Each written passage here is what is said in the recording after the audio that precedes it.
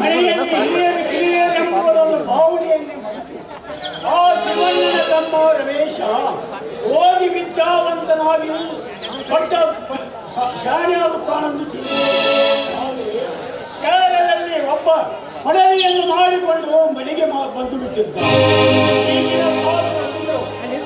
ಸೇರಿದರೆ ಸಾಕು ಮನೆಯಲ್ಲೇ ಸೂರಿ ಮಾಡುವ ರಾಕ್ಷಸರಾಗಿ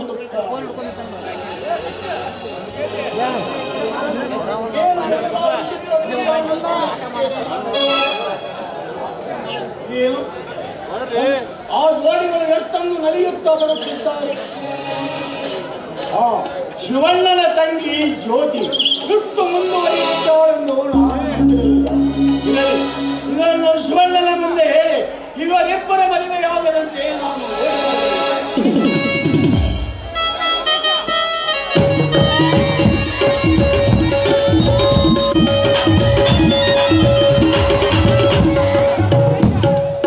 ಬಾ ಜ್ಯೋತಿ, ಏಕೆ ಎಷ್ಟು ಅನ್ಸುತ್ತಾ ಬರುತ್ತಿರುವಲ್ಲ?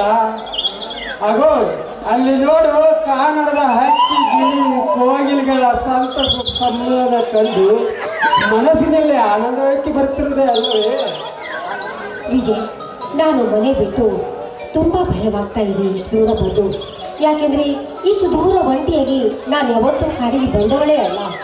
ಒಂದು ವೇಳೆ ನಮ್ಮ ಮಣ್ಣನ ಕಂಡ್ರಿಗೆ ಹೇಗೆ ಅಂತ ಪಂಚ ಕೂಡ ಅನ್ಸಬೇಡ ಜ್ಯೋತಿ. ನಾನು ನಿನ್ನ ಮೇಲೆ ಮನಸ್ಸು ಮಾಡಿದ್ದೇನೆಂದ ಮೇಲೆ ಮುಗಿಯಿತು. ಆ ಹರಳೆ ಬಂದು ಸಂಬಂಧ ಬೇಡವೆಂದರು ನಾನು ಮಾತ್ರ ನಿನ್ನನ್ನು ಕೈ ಬಿಡಲಾರೆ. ಅಂತೂ ನನ್ನ ಮೇಲೆ ಬಲವಾದ ಆಸೆ ಇದೆ ಎಂದಾಗಾಯ್ತು. ವಿಜಯ್, ನಿಮ್ಮ ತಂದೆಯವ್ರಿಗೂ ನಮ್ಮ ಅಣ್ಣಂದ್ರಿಗೂ ಆಸ್ತಿ ಬಗ್ಗೆ ಮೊದಲಿನಿಂದಲೂ ವೈಷಮ್ಯವಿದೆ. ಅಂದ ಮೇಲೆ ನಮ್ಮಿಬ್ಬರ ಈ ಸಂಬಂಧಕ್ಕೆ ನಿಮ್ಮ ತಂದೆಯವರು ಒಪ್ಪಬೇಕಲ್ಲ? ನೋಡು ಜ್ಯೋತಿ, ನಮ್ಮ ತಂದೆಯವರ ಹತ್ತಿರ ಈ ನಮ್ಮ ಮದುವೆ ವಿಷಯವಾಗಿ ಬಹಳ ತಲೆ ಕೆಡಿಸಿಕೊಳ್ಳಲಾರೆ. ಯಾಕೆಂದರೆ ನಮ್ಮ ಕಂಪನಿಯ ವಿಷಯವಾಗಿ ನಮ್ಮಿಬ್ಬರ ಮನಸ್ಸಿನಲ್ಲಿ ಮನಸ್ತಾಪ ಉಂಟು.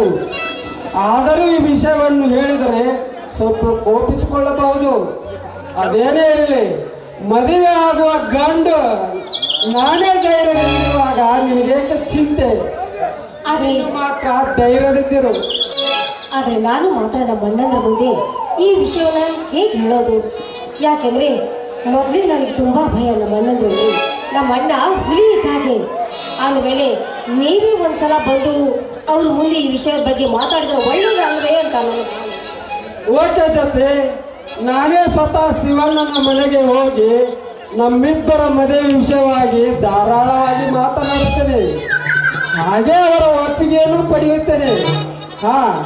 ಊರು ಬಿಟ್ಟು ಬಹು ದೂರ ಬಂದಿದ್ದೇವೆ. ಏನಾದರೂ ಒಂದು ವಿಶೇಷ ಕಾಣಿಕೆ ಇದೆಯಾ? ಹೋಗಿಪ್ಪ, ದೂರ ನಿಂತ್ಕೊಂಡ್ರೆ ಮಾತಾಡಿ. ಯಾಕೆಂದ್ರೆ ನನಗೆ ತುಂಬ ನಾಚಿಕೆ ಆಗುತ್ತೆ. ಅದೊಂದು ಈ ವಿಷಯ ಯಾರಾದ್ರೂ ಕಣ್ಣಿಗೆ ಕಂಡ್ರೆ ಹೇಗೆ ಅಂತ. ನೋಡಲಿ ಬಿಡಿ, ಪ್ರೇಮಿಗಳ ಪ್ರಣಯದ ಆಟ ಬಲು ಚಂದ ಅಂತಾರೆ. ತಮ್ಮ ಕೆಲಸಕ್ಕೆ ತಾವು ಹೊರಟು ಹೋಗ್ತಾರೆ. ಈ ಬೃಂದಾವನದಲ್ಲಿ ಏಕೆ ನಾವು ನರ್ತಿಸಿ ನಲಿಯಬಾರದು? ಬಾರಾಣಿ, ಬೇಗ ಬಂದು ನನ್ನನ್ನು ಪ್ರೇಮ ಲೋಕದ ಪ್ರಯಾಣವಾದ ನೀವು ನಿಮ್ಮ ಕೈ ಸರಿ ಹಾಕಿ ನಾವು ನಿಮ್ಮ ಹೃದಯದಲ್ಲಿ ಪ್ರೇಮ ಪಲ್ಲವಿ ಹಾಡುವ ಕೋಗಿಲೆ ನಾನಾದರೆ ನರ್ತಿಸುವ ನಾಟ್ಯ ಮಯೂರಿಯೇ, ರಂಗ ಊರ್ವಶಿಯ ಮೇನಿಕೆಯರ ಈ ನಿನ್ನ ಮೈತ್ರಿ ವಿರೋಧ ವೇದನೆಯಲ್ಲಿ ನನ್ನನ್ನು ಹೋಗಬೇಡ. ಬೇಗ ಬಂದು ನನ್ನನ್ನು ಅಪ್ಪಿಕೋ. ರನ್ನ ಪಪ್ಪ ಕವಿಗಳೇ ಹುಟ್ಟಿ ಬಂದ ಅನಿಸುತ್ತದೆ ನಿಮ್ಮ ಮಾತಿನ ಶೈಲಿ. ವಿಜಯ್, ನಿಮ್ಮ ಮಗಳು ಈ ಸಾಹಿತ್ಯ ಎನ್ನುವುದು ಮಾನವನನ್ನು ಆಕರ್ಷಿಸುವ ಒಂದು ಸೂತ್ರ ಅಲ್ಲವೇ? ನಿಜ ಜ್ಯೋತಿ, ನಮ್ಮ ದೇಶದ ರಾಷ್ಟ್ರಗೀತೆಯನ್ನು ಬರೆದಿಟ್ಟು ಹೋಗಿರುವ ರವೀಂದ್ರನಾಥ್ ಠಾಗೂರ್ ಅವರು ಸತ್ತು ಚಿರಶಾಂತಿ ಹೊಂದಿದರು ಕೂಡ ಅವರು ಬರೆದಿಟ್ಟಿರುವ ನಾಂದಿ ಇಂದಿಗೂ ನಮ್ಮ ದೇಶದ ನಾಂದಿಯಾಗಿಯೇ ಸಾಗಿದೆ. ಹೌದೇನು? ನೋಡಿ, ನಾನು ಬಂದು ಬಹಳ ಹೊತ್ತಾಯ್ತು. ಮನೆಗೆ ಹೋಗಿ ಬಲ್ಲ. ಯಾಕೆಂದ್ರೆ ನಮ್ಮ ಅಣ್ಣ ಇದೇ ಮಾರ್ಗವಾಗಿ ತೋಟಕ್ಕೆ ಹೋಗೋದು ಬಹಳವಾಗಿ. ಮನೆಗೆ ಹೋಗುವುದಕ್ಕೂ ಮುಂಚೆ ಈ ಮನದಣ್ಯನ ಮನಸ್ಸಿನಲ್ಲಿಸು ನಲ್ಲೆ. ದೊರೆಗಳ ಮಾತೆಂದಿದ್ರು ಈ ದಾಸಿ ಮೀರಬಹುದೇ ರಾಜಕುಮಾರ.